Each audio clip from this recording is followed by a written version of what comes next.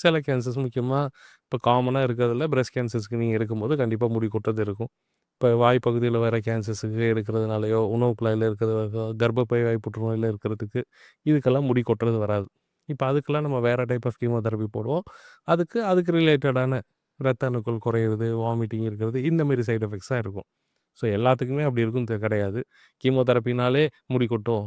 கீமோதெரபினாலே உடம்பு அப்படியே உரிக்கிறோம் அப்படின்லாம் கிடையாது. இப்போ இருக்கிற டெக்னாலஜில வந்துட்டு நம்ம சைட் எஃபெக்ட்ஸை கண்ட்ரோல் பண்ணி, அதோட எப்படி மேனேஜ் பண்ணி எடுத்துட்டு போறது, அதோட சப்போர்ட்டிங் ட்ரக்ஸ் எல்லாமே நெறைய டைப் ஆஃப் வந்துருச்சு. So it is able to cross that process. அத எப்படி கிராஸ் பண்ண போறோம்னா, நீங்க ட்ரீட் பண்ண டாக்டரோட நீங்க டிஸ்கஸ் பண்ணணும். கீமோதெரபின்னா பயப்பட வேணாம். That will be tough but can able to two.